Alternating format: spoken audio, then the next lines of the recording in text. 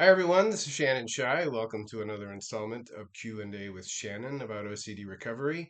I hope you really enjoy this series. I'll keep it going. I'm actually going to start a new uh, series, I guess you would call it.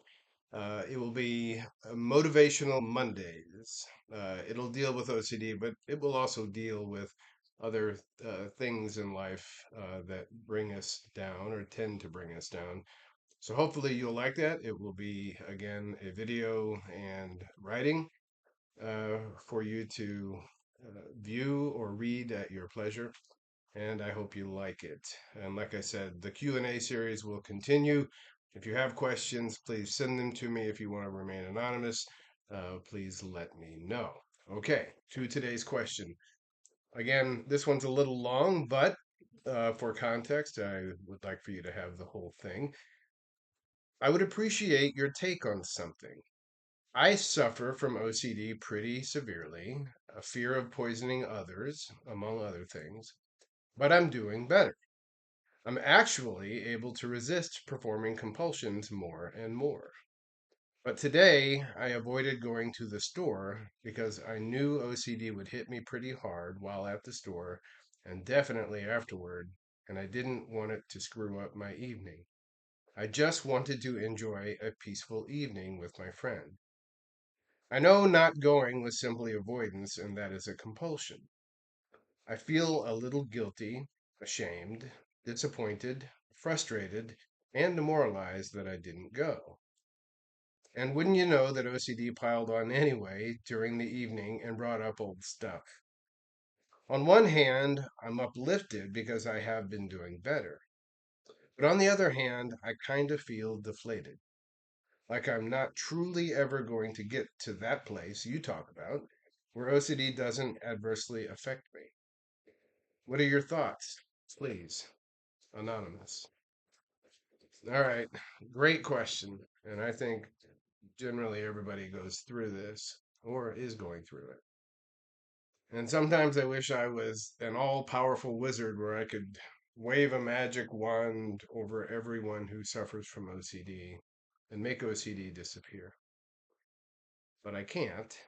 So I'll stick to what I think is helpful, and that is trying to provide some insight and some motivation.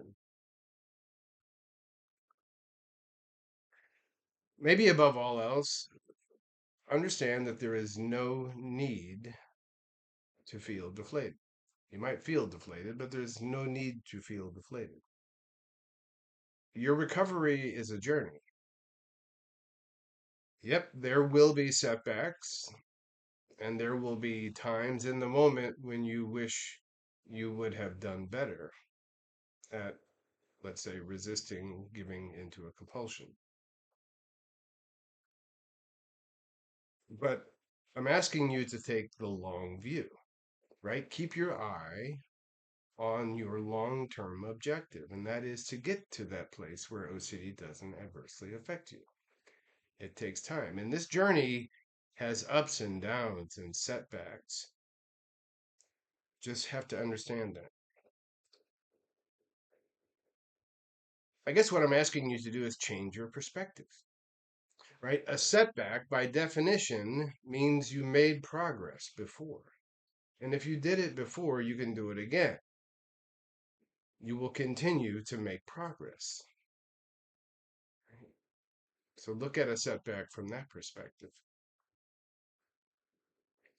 And even when you haven't done so well in the moment, or you've given into a compulsion, it isn't a failure, as in everything is just over. Sure. You can reflect on it, you can learn from it, and try to do things differently next time, right? In this sense, you'll be prepared, right? I've seen this before. I'm prepared to deal with it now. If you think in these terms, if you change your perspective in the way that I'm suggesting, you take a lot of power away from OCD. And I'll conclude by saying that you described it perfectly to make this point. Avoidance of a trigger doesn't make OCD go away. It only strengthens it, and it sets OCD up to come back again, this time with a more vicious attack. Right? So you take the high road. You go on the offense. You walk into the fire. You confront the fear. You have the power to do that, and there isn't, I'm now going to curse, there isn't a damn thing the disorder can do to stop you. It is when you walk into that fire, when you confront that fear, when you resist giving into a compulsion, when you just let the thoughts be there, when you learn how to endure the anxiety that you feel, when you understand that the only relevant question is, what is the consequence of me giving in to OCD right now versus the consequence of pushing through, of depriving the disorder of what it craves. One of those choices keeps you in the hell pit. The other choice takes you to recovery. And remember, it is a journey. It doesn't happen overnight. But you will make OCD weaker if you do the things that make OCD weaker. I'm living proof of this. There isn't anything unique about me that allowed me to recover. I chose not to accept that I had to live in the hell pit forever. And I didn't even know that it was going to work what I was doing. My doctor just gave me a little hope. It turned out to be true. That's what I want for you. That's why I do all of this. I want you to step up, right? You can imagine you and I are walking, and then we arrive upon a canyon, and the only way across that canyon is a rickety old bridge, ripped up and dilapidated. But we have to get across. So I go across, and you watch me go across, and I make it. And now you have proof that it's actually true that you can make it. And so you cross that bridge too. And we'll do this together. All right.